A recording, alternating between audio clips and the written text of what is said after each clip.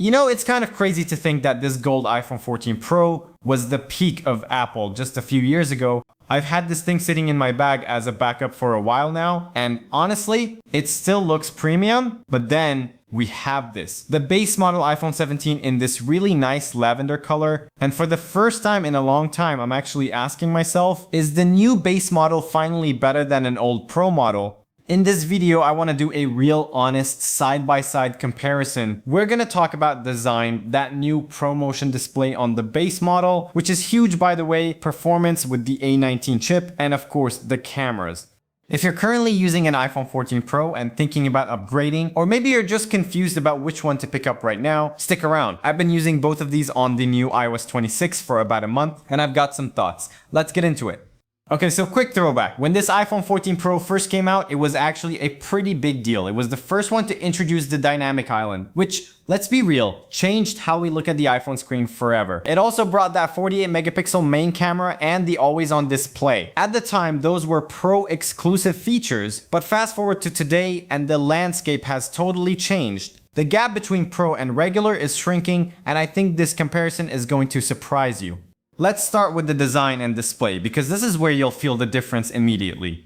First off, the in-hand feel. The 14 Pro here, it's got those sharp stainless steel edges. It feels dense, heavy, and honestly, after a while, it kind of digs into your palm. But the iPhone 17, since the iPhone 15, Apple switched to these softer contoured edges. It's just way more comfortable to hold, especially without a case. But the obvious problem everyone's talking about is the screen. For years, the biggest deal breaker for the base model iPhone was the 60Hz screen, but finally, Apple brought ProMotion to the base iPhone 17. This thing can go from 1 Hz all the way to 120 Hz. And let me tell you, putting these side by side, the iPhone 17 feels just as fluid as the 14 Pro. It makes the base model feel like a Pro model. It's buttery smooth, responsive, and honestly, it was about time.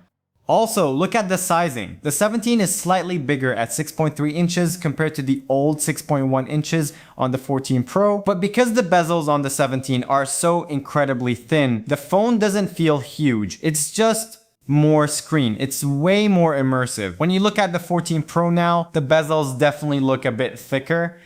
Moving on to performance, I actually ran Geekbench 6 on both of these and the numbers are wow. So on the iPhone 14 Pro with the A16 Bionic, we're getting a single core score of 2,646 and multi-core of 6,740, which to be fair is still absolutely decent. I mean, for day-to-day stuff, apps open quick and swiping around is smooth.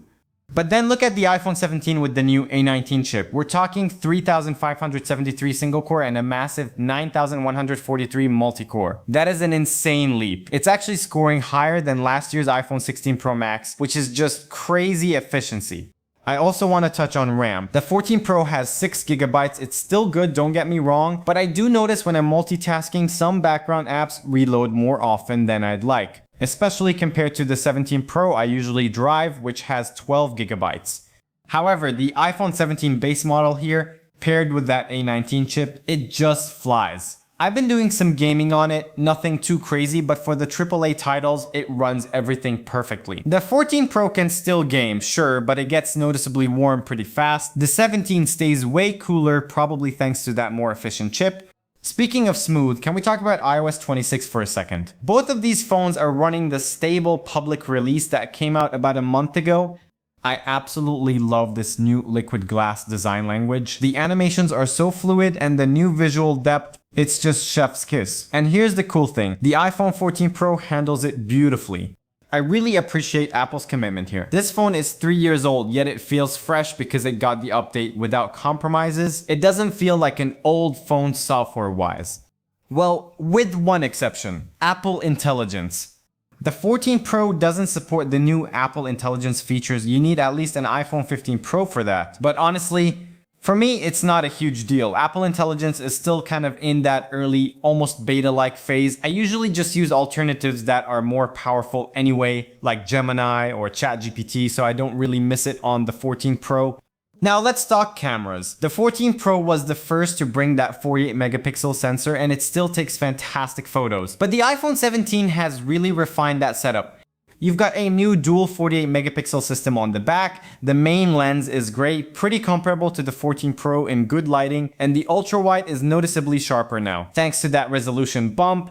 Now I have to be honest, one thing I thought I'd really miss coming from the 14 Pro is the dedicated telephoto lens. You know, having that true 3x optical zoom is always nice. The base iPhone 17 obviously doesn't have that third lens.